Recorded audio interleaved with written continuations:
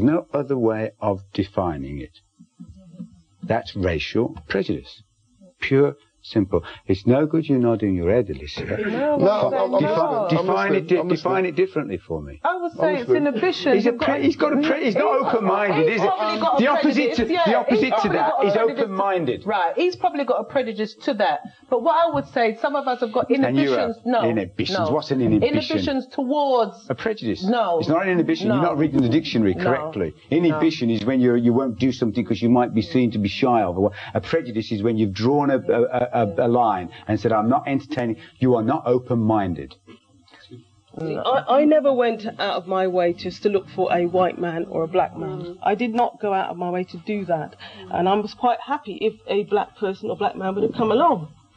That did not happen. Whoever. Whoever. I didn't set my mind like he set his mind. I didn't. That was not on my mind. What I think does matter is like 2.5 years down the line, when love's gone out the window, there needs to be something. Doesn't have to go. We're having a conversation here about mixed race relationships. We're going to do a program whether if your parents don't like your partner. If your parents don't like your partner, come and tell us about it. Are they causing real problems, a lot of grief, a lot of anxieties? What is it because they don't like their class or the way they speak, or they just don't like their personality or their character, or maybe their race or their culture or religion, as well as all those things? 08705 100 771. Are you the partner? Are you the parent? We'd like you too. If you're the partner that's in the middle, we'd like you to come along if you're the parent and explain what it is you don't like about your child's partner. You can email us as well. What about the children? How does it affect the children? Two of the things I think both Cherie and Nadia and indeed Giles started to talk about, but it's not just the fact of black and white, it's what it might do to the children. Just before I say about my experience, I'd just like to say that I think before you go into a marriage anyway, and before you have children, you should discuss how you're going to bring up the children in the first place, and maybe you might have problems later into your marriage when you've got children. I mean, I'm a married woman as well, so. Yeah, but all those sorts of things just go to pot anyway, don't they? I mean, No, you can have a failed marriage with two English people. It affects me. For better or worse? Well, I'm okay. I'm happy with what I am, person that I am. At the time, it wasn't very nice to be brought up in predominantly white area, and I was the only mixed black person in school. There were a couple of other Asian people there, but my house was egged, and people used to shout outside the house, your mama don't want you to play with no white boys, and they used to run down the street, and my dad used to run after them. I mean, I laugh on it when I look back now, but at the time it wasn't nice, but it hasn't. It hasn't affected you. It hasn't scarred you. No, I mean, everybody gets teased at school, whether they wear glasses, red, fat. Yeah, that's right. Whatever. Can't do sport, but being accused, being taunted rather because of your race is more insidious than being. Or perhaps it isn't. Perhaps if it was a red-headed or a fat person here, they'd say that's just as bad. We can't judge it, can we, I suppose? I never wished that I wasn't mixed. You didn't? No, never. I never have done. I think I've been brought up in a way where I take people as individual, not as colour or creed or whatever. My family brought me up in a way where we travel a lot, my family. We've been all over the world. And I think because of my mixed race, my mum and dad being mixed race, and I being mixed race, I've been able to look upon people with more open view and open mind. What were your mum's and dad's? My mum is Indian and my dad's English. Right. And it's just been, the way I've been brought up is in a way where it's just as individual people, not as colour or anything like that. So you don't have problems? No, I don't have any problems. I've never been teased or had any racial... And you've lived in England all your life? No, I've been living in Australia. All right, you've been lucky. Is it a problem growing up in a mixed race? It can be, yes. In what way? I had a lot of difficulties. I think it depends individually. I agree with quite a few people in the audience, and I was speaking to a lady in the green room, a lady over there, and it depends on you as an individual person. If I come from a mixed parent relationship, my mum's white British and my father is Jamaican. my mother didn't take on board the cultural differences.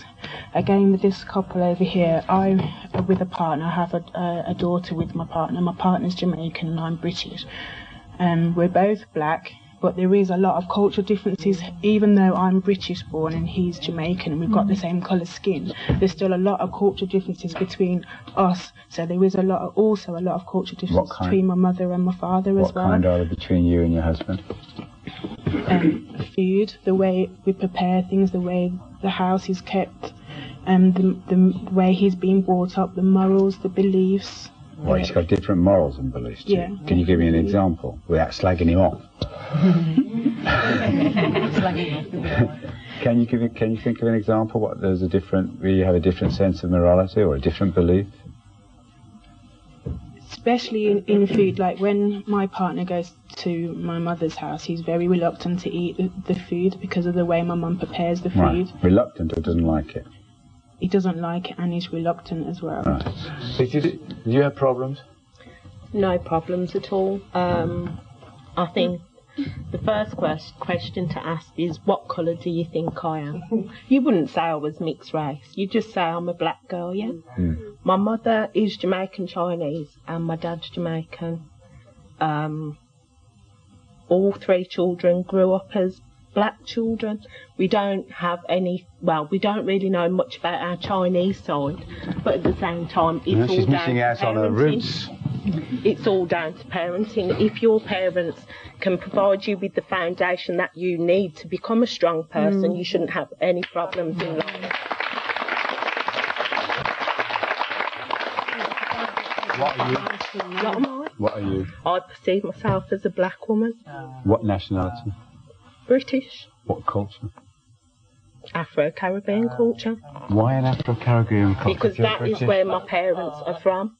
That is where my parents are from. So what's your... Okay, give me examples of your Afro-Caribbean culture. Okay, you've said it before. It's not the food you eat, but it is the food I eat. Right. The food I eat is different. Up, you. Whereas... You wittering on. You couldn't think of one. They bailed me out. No, you couldn't. Oh, of course you bailed me out. I'm not in that sort of relationship, go back to I find sleep. it very hard to contend with. Go on. Okay, What examples? Whereas it's simple things. The food I eat every Sunday, without fail, rice and peas and chicken. Without fail, if I go to my mum's, I know I'm going to get that. Rice and peas and chicken. When do you eat it?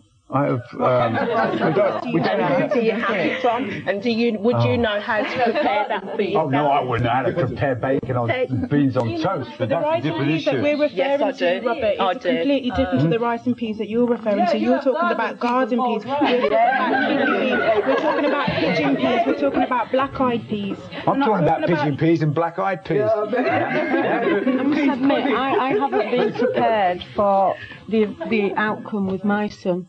And I'm definitely not prepared for what he's about to face. What about you? What about me? What about this grandson of yours? What about him? This mixed race grandson you've got? Well, they're wonderful. Yeah, I adore them. So what's Absolutely. happening? So who's he going to marry? Do you install whoever he chooses? Install into your child's upbringing both his Dominican Republic culture as well as his British English culture? Well, no, actually I was saying to this lovely lady over here. Well, she's been stirring it up with everybody, actually. Yeah, She's been going around the green room indoctrinating and preaching, has she really? She's an example of society. If a lot of parents thought... Who's an example of society? The lady over there. She's a proper dandy. She's been handing out leaflets or something. The thing is unfortunately for my son, well, unless like this lady over here says I can pick a book up, I can't give him that half of the culture. What have you been saying? What have you been saying to them in the green room? I can read, I can educate myself. You can educate yourself. To be able to find out about his culture from the Dominican Republic and instill that into him. But what I need to instill into my son, he's a black, beautiful, strong boy who's loved very much by me, my English husband, and his brothers. And as far as I'm concerned, I instill... That's all that's good to say. That's all that's important. Yeah, it's got to be loved. Come on.